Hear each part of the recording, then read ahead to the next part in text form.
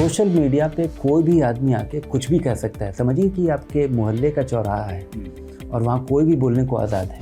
अगर आप शोर पसंद करते हैं तो आपको ढेर सारा शोर मिलेगा और उसका बहुत बढ़िया बंदोबस्त है।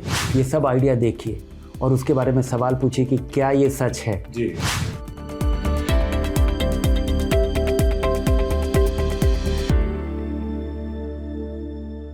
नमस्कार और स्वागत है आपका निवेश का बड़ा सवाल में, जिसके नॉलेज पार्टनर हैं मेरे एसेट म्यूचुअल फंड। देखिए, सुबह उठते उठते व्हाट्सएप पर कई बार मैसेज आता है कि भाई ये स्टॉक ले लीजिए, ये 20% ऊपर चला जाएगा।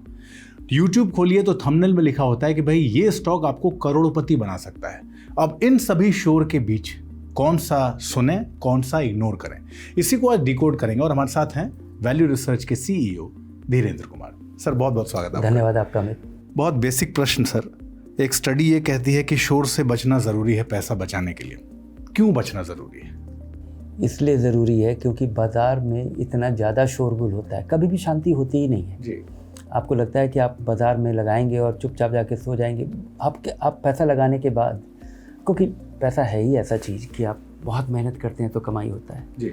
उसके बाद अधिकतर पैसा खर्च हो जाता है। जो बचता है उसको आप भविष्य के लिए लगाते हैं। तो जैसे लगाते हैं तो उसके सराउंडिंग में जो शोरगुल होता है उससे बचना बड़ा मुश्किल हो जाता है। और इस चीज़ के लिए कि ये एक अध्ययन किया गया था। अमेरिका की एक बहुत बड़ी ब्रोकरेज कंपनी है, उसने 50 साल फंक्शन करने के बाद एग्जिस्ट की और उसने ये जानने की कोशिश की कि उनके कौन से ऐसे इन्वेस्टर्स हैं जिन्होंने सबसे ज़्यादा पैसा बनाया। सबसे पहले पता चला कि उन लोगों का सबसे ज़्यादा पैसा बना था जो अब जीवित नहीं थे, जो अब नहीं थे। तो लंबे समय तक इक्विटी में लगा हुआ पैसा सबसे ज़्यादा बढ़ गया था। उसके बाद जो सेकंड सेगमेंट था, जिसमें ये पता चला कि ये वो लोग थे जिन्होंने निवेश किया था और निवेश करने के बाद भूल गए थे कि उनका इन्वेस्टमेंट था जी। भूलने की वजह से वो पैसा बढ़ गया था। लेकिन अगर आप बाज़ार में पैसा लगाइए और शोर से नहीं बचिए तो आपको पिछले 5-7 साल में ही आप देख लीजिए या 10 साल में देखिए, हम निवेश करते हैं 50-60 साल के लिए, 20-30 साल हम कमाते रहते हैं, फिर अगले 20-30 साल जब हमारा पैसा लगा रहता है और हम जीवित रहते हैं। लेकिन इस 60 साल में कोई ऐसा 2-3 साल नहीं आता होगा जिस समय हाहाकार ना मच जाए।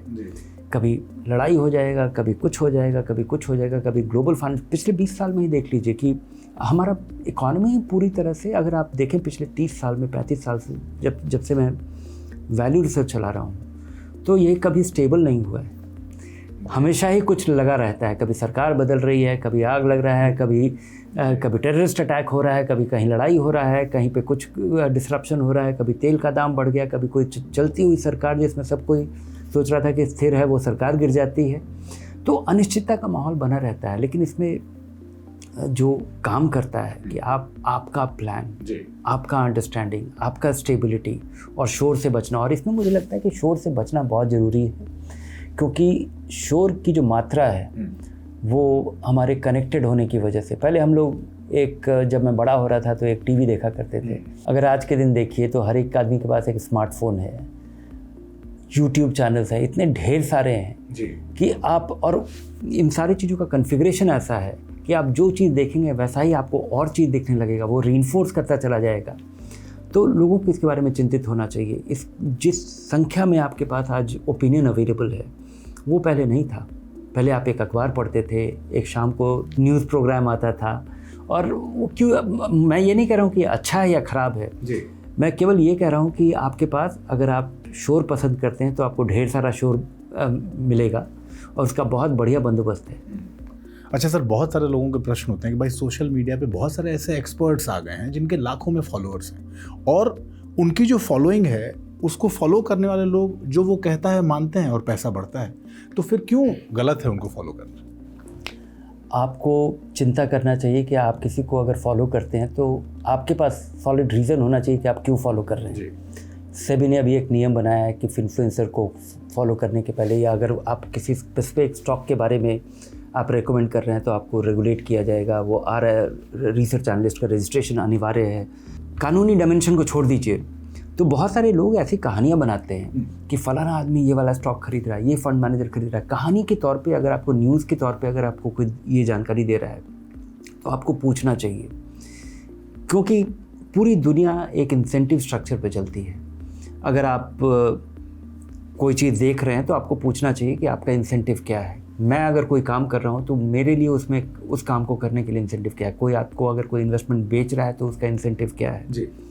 अगर कोई आदमी ये आपको केवल इन्फ्लुएंसर अगर आपको बता रहा है और आप उसको मान रहे हैं, उसका इंसेंटिव ये है कि आप ज़्यादा से ज़्यादा लोग देखें, ज़्यादा से ज़्यादा भड़कीला वो प्रोग्राम बनाए ताकि और फॉलोअर बढ़ें। और अगर वो उसका प्राइमरी इंटरेस्ट यही है कि बहुत ज़्यादा लोग आएंगे जी, तो वो आपके लिए फ़ायदेमंद है कि नहीं, आप अपना पैसा उस पर, अपना गाड़ी कमाई का पैसा उसमें लगा पाएंगे, वो उसका इंटरेस्ट नहीं है। उसका इंटरेस्ट है कि एक भड़कीला खबर बनाना जिस पर ज़्यादा से ज़्यादा लोग आए, देखें और लोगों के साथ प्रचार करें कि ये देखिए क्या वो कहा गया है। और ये आपके लिए एडवाइस का या सजेशन फॉलो करने का आधार नहीं हो सकता है। एक चीज़ के बारे में लोगों को और चिंतित होना चाहिए कि लोग आपको बताते हैं कि ये फंड मैनेजर ये वाला स्टॉक खरीदा है, ये वाला बड़ा सक्सेसफुल इन्वेस्टर जो कि ये वाला स्टॉक खरीदा है। एक चीज़ आप मत भूलिए कि आपका इन्वेस्टमेंट आपके कॉन्टेक्स्ट में और उसका इन्वेस्टमेंट उसके कॉन्टेक्स्ट में। लोग अक्सर बोलते हैं कि राकेश झुनझुनवाला ने ये वाला स्टॉक खरीदा था और उस समय मैं सुनता था। अगर उनका 10-20-50 करोड़ रुपए का पोजीशन अगर डूब जाता है तो उनकी सेहत पे कोई फ़र्क नहीं पड़ेगा। लेकिन उसको फॉलो करते हुए अगर उसमें इन्वेस्ट करते हैं और आपका डूब जाता है तो आपके लिए बड़ा भारी नुकसान होगा। दूसरे निवेशकों का किसी फंड मैनेजर ने कोई स्टॉक खरीदा है, कोई छोटी सी कंपनी है जिसमें स्टॉक खरीदा, और ये संभव भी है कि उसमें पैसा बने या हो सकता है पूरा पैसा डूब जाए जी। वो हो सकता है किसी फंड का 0.5% हो, किसी फंड का वो 0.2% हो, किसी दिन अगर वो उसका वैल्यू 0 भी हो जाएगा तो उस फंड के NAV में वो रिफ्लेक्ट नहीं होगा जी। लेकिन आपका लगाया हुआ 50,000 रुपये अगर 0 हो जाता है तो आप बहुत हतोत्साहित हो जाएंगे, आपके लिए वो नुकसान परमानेंट हो जाएगा। तो आप दूसरे का कॉन्टेक्स्ट समझिए, संदर्भ समझना जरूरी है। तो सर, अगर आज के समय में सोशल मीडिया की ये हालत है तो एक आम आदमी सही इन्फॉर्मेशन कहाँ से ले?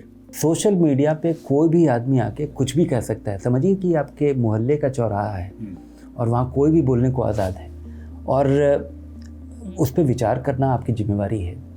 और एक चीज़ जो कि आपको समझना चाहिए कि जो कोई भी आपको भड़कदार तरीके से कुछ बता रहा है और क्या आप उस पर आँख बंद करके विश्वास करेंगे, उसमें उसका क्या इंटरेस्ट होगा, ये सोचना आपकी जिम्मेवारी है। सोशल मीडिया ज़रूर आप देखिए जानकारी के लिए, समझने के लिए, देखने के लिए, लेकिन लालच को बढ़ावा देने वाला अगर कोई चीज़ है आपको बताया जा रहा है तो मुझे लगता है उस पर आपकी शुरुआत ही अविश्वास से होनी चाहिए कि जो कुछ भी कहा जा रहा है झूठ कहा जा रहा है, जब तक कि आप कोई साबित नहीं करते कि ये सच है। इंटरनेट और स्मार्टफोन आपको एक बहुत ज़बरदस्त तरीके से एम्पावर करता है। ये सब आइडिया देखिए और उसके बारे में सवाल पूछिए कि क्या ये सच है जी। आपके पास ChatGPT भी उपलब्ध है, गूगल भी उपलब्ध है और आपको तुरंत पता चल जाएगा। और जिस तरह से आप चीज़ों को थोड़ा भी समझ पाएंगे, जब आपके लिए खुद ही साबित हो जाएगा कि ये कितना झूठ है या ये कुछ बकवास आप सुन रहे हैं या अविश्वसनीय चीज़ में जो आपका विश्वास बनता है, वो बनना ही नहीं चाहिए।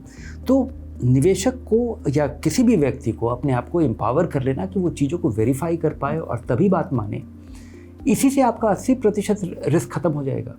तो सर, सबसे आखिर में एक लाइन का टेक अवे निवेशकों के लिए क्या देना चाहेंगे?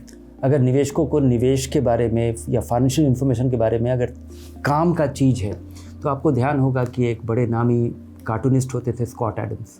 उन्होंने 87 वर्ड का वो कहते थे कि ये किताब है, ये 87 वर्ड का एक्सप्रेशन नहीं है, ये न तो वर्स है न पोइट्री है, कि सबसे पहले अपना इमरजेंसी फंड बनाइए, लंबे समय का पैसा इक्विटी में लगाइए, हेल्थ इंश्योरेंस खरीदिए, आपके डिपेंडेंट्स हो तो लाइफ इंश्योरेंस खरीदिए और नियमित रूप से पैसा लगाइए।